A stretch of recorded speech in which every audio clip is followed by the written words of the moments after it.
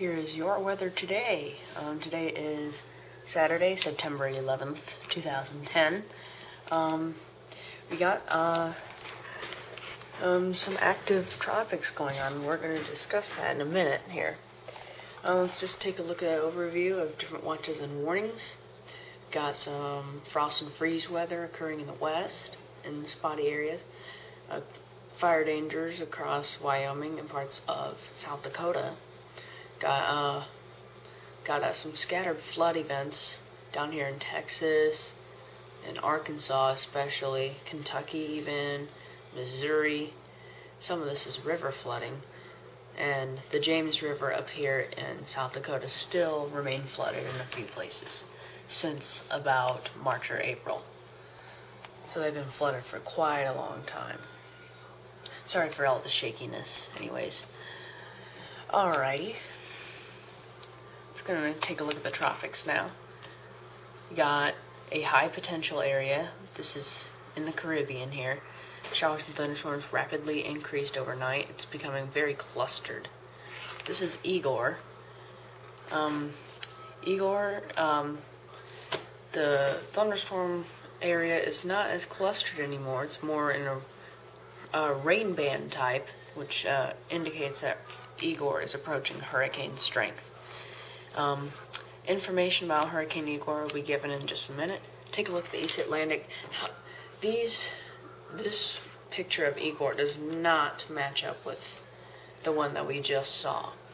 But this is what Igor looked like at about 6 hours converted universal time, September 11th.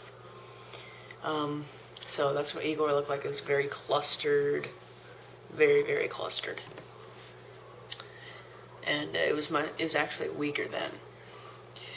Okay, we got a very, very strong tropical wave that is mostly inland at the part, but this part has actually started to move offshore. It's southwest of the Cape Verde Islands, which are right here. I'm gonna circle them in.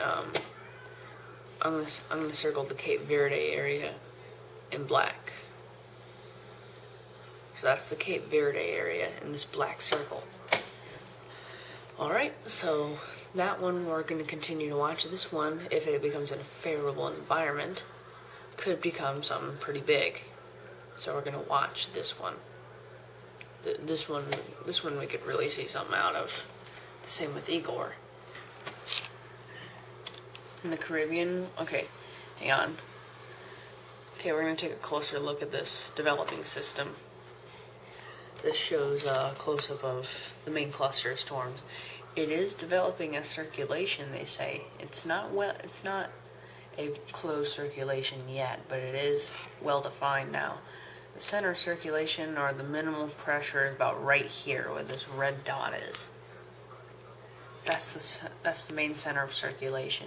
As you can see, the convection is shifted to the convection is just north of that center of circulation. So this one could potentially become Tropical Storm Julia. And in fact, if this one becomes Tropical Storm Julia before this one does, which probably will, we could have 3 systems lined up, one right after another. Here in just a couple of days, we might have about 3 systems lined up. The projected path of Igor. As you can see, it's going to keep going that westwardly turn through. It's going to continue to go west through at least Tuesday. This is the critical point, folks. Right here.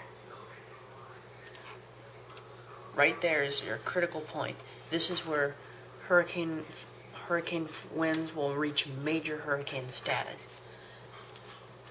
As you can see, but it is expected to start turning more northwestwardly, and it looks like it may actually take a more track towards this way, kind of like Hurricane Earl did. Just what Hurricane Earl did earlier this year, or earlier this in September. However, could also take, may not quite go that far northeast. It could take our northwest, I should say. There's a possibility it may go farther south of that, but it does look like looks like it is going to threaten the Carolinas again. The Carolinas might be threatened again. This one actually might be worse than Earl, though, in terms of wind speed. When it hits the Carolinas, it won't be as strong as Earl. Anyways, then this is a more or less likely path. The less likely path is it'll hit far northern Florida or possibly Georgia. That's the more less likely path. So Igor is going to be our main focus for a few days, for a while. We're going to watch this as it moves this way. U.S. hazards, as you can see, there's still a very large area where rain is possible. All this green you see on the map is possible rain. Frost and freeze weather occurring here, and as well, I did not include Idaho. In central Idaho, we're seeing some frost weather. And fire dangers here across central Wyoming and southwestern South Dakota.